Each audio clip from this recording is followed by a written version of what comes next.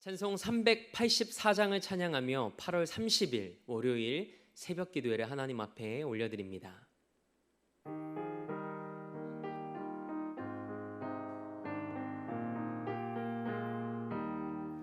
나의 갈 길 다가도록 예수 인도하시니 내 주 안에 있는 긍휼 어찌 의심하리요.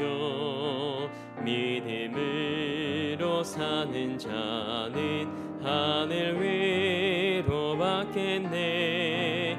무슨 일을 만나든지 만사 형통하리라. 무슨 일을 만나든지 만사 형통하리라. 나의 갈 길 다가도록 예수 인도하시니 어려운 일 당한 때도 족하는 예 주시네. 나는 심히 고단하고 영혼 매우 가라나. 나의 앞에 반석에서 샘물 나게 하시네. 나의 앞에 반석에서 샘물 나게 하시네.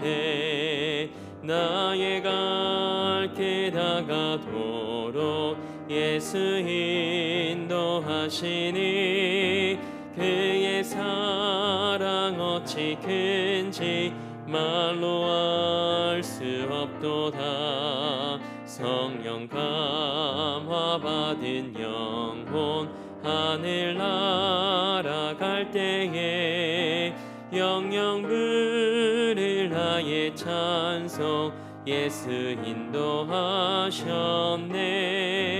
영영 부를 나의 찬송 예수 인도하셨네. 아멘. 사도신경으로 우리의 신앙을 고백합니다. 나는 전능하신 아버지 하나님 천지의 창조주를 믿습니다. 나는 그의 유일하신 아들 우리 주 예수 그리스도를 믿습니다. 그는 성령으로 잉태되어 동정녀 마리에게서 나으시고 본디오 빌라도에게 고난을 받아 십자가에 못 박혀 죽으시고 장사된 지 사흘 만에 죽은 자 가운데서 다시 살아나셨으며 하늘에 오르시어 전능하신 아버지 하나님 우편에 앉아 계시다가 거기로부터 살아있는 자와 죽은 자를 심판하러 오십니다. 나는 성령을 믿으며 거룩한 공교회와 성도의 교제와 죄를 용서받는 것과 몸의 부활과 영생을 믿습니다. 아멘. 찬송 405장 우리 힘차게 박수하며 한 장 더 하나님 앞에 찬양으로 영광 올려드립니다.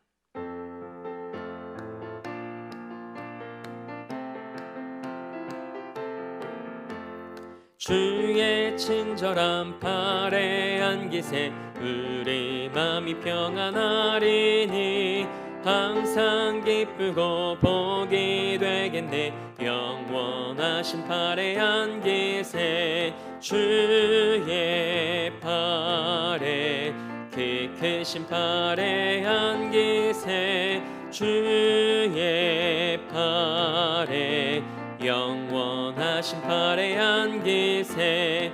날이 갈수록 주의 사랑이 두루 광명하게 비치고 천성 가는 길 편히 가리니 영원하신 팔에 안기세 주의 팔에 그 크신 팔에 안기세 주의 팔에 영원하신 팔에 안기세.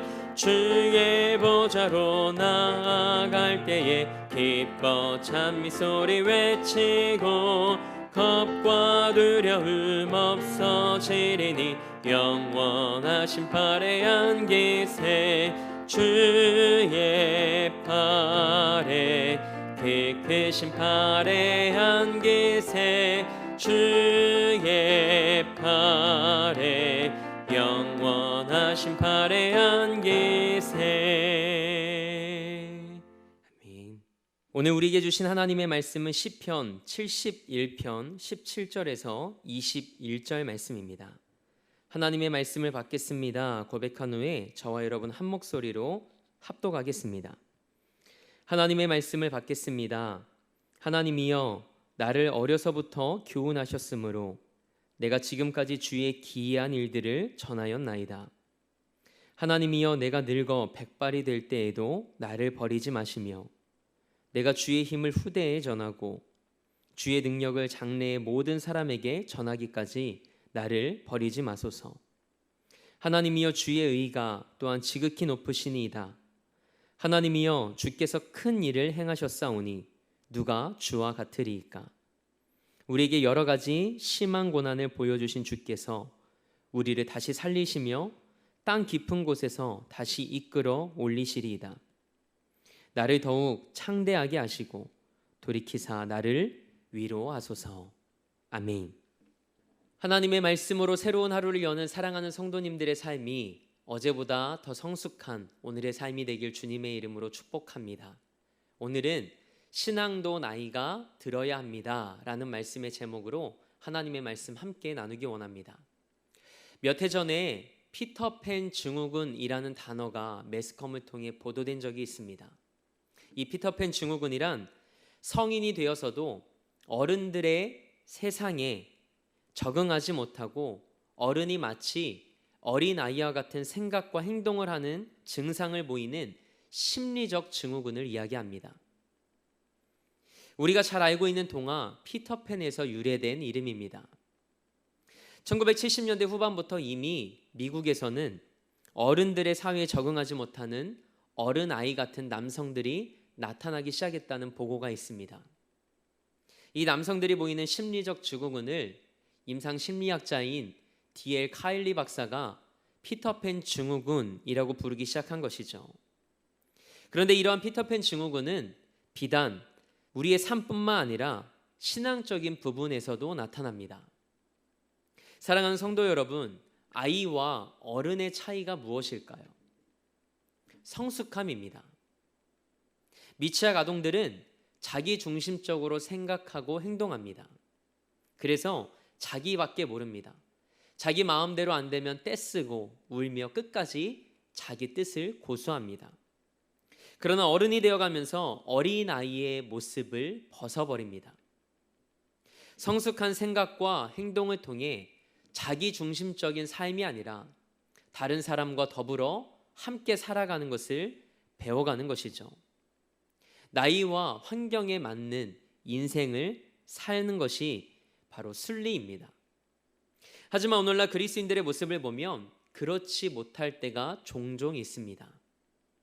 신앙생활하는 연수가 점점 늘어나고 신앙의 나이를 먹지만 여전히 어린아이와 같은 신앙에서 벗어나지 못하는 그리스도인들이 있습니다.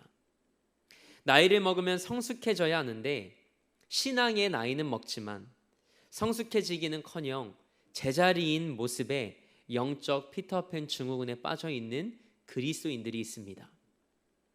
우리가 함께 읽은 시편 71편의 기자가 누구인지 우리는 알 수 없습니다. 그러나 우리가 오늘 본문 말씀을 통해 몇 가지 알 수 있는 사실은 시편 71편의 기자가 고난의 상황을 겪고 있다는 것입니다. 그리고 오랜 인생에 경험을 쌓은 노인이고 한평생 하나님의 도우심을 자주 경험했던 경건한 사람이었음을 우리는 알 수 있습니다. 시편 71편의 기자는 신실하신 하나님을 경험했기에 고난의 상황 속에서도 하나님의 도우심과 구원을 간구합니다. 그런 의미에서 시편 71편은 탄원시입니다. 그런데 시편 71편이 다른 탄원시들과 다른 점이 한 가지 있습니다. 하나님께 탄원을 하는 과정에서 자신이 걸어온 삶의 여정을 되돌아보며 신앙을 다잡고 있는 것입니다.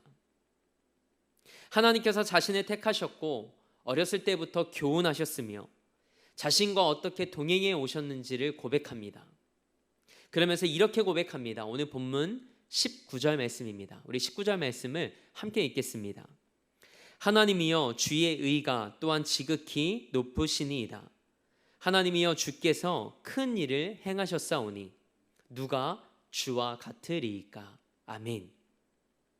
하나님의 신실하심을 찬양합니다. 주와 같은 분이 없음을 고백합니다. 그리고 자신이 심한 고난 가운데 있지만 하나님께서 자신을 살리시고 그 상황 속에서 건져 올리실 것을 확신합니다.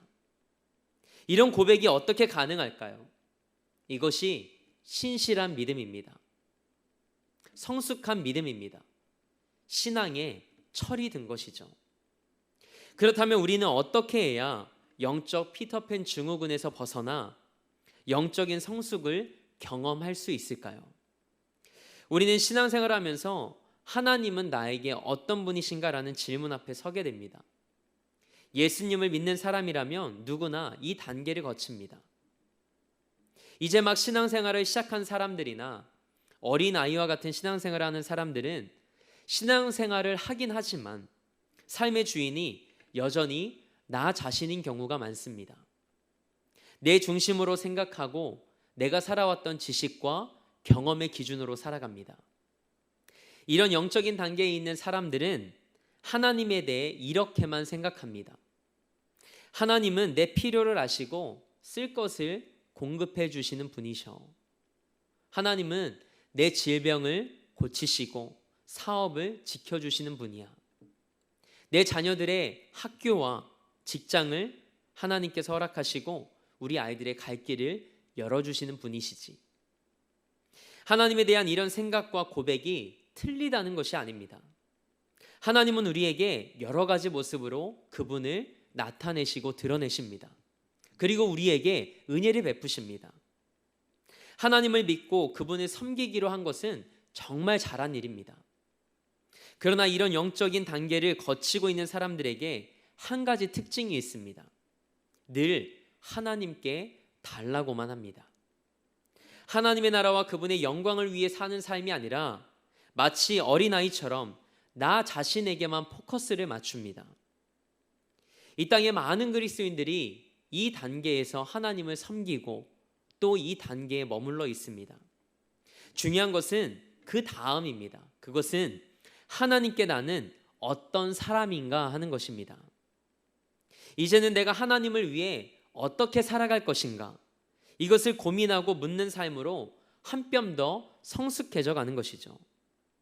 사랑하는 아들을 아끼지 않으시고 십자가에 내어주기까지 나를 이처럼 사랑하신 하나님께 나는 어떤 사람일까? 이런 질문과 고민을 해보신 분들 계신가요? 하나님과 그분의 나라를 위해 나는 어떤 삶을 살고 있는가? 만약에 여러분의 자녀가 나이가 들어도 몸과 생각이 자라나지 않고 매일 자기밖에 모르는 삶을 살아간다면 여러분의 마음이 어떠실 것 같습니까? 우리를 바라보시는 하나님의 마음이 이와 같지 않기를 원합니다.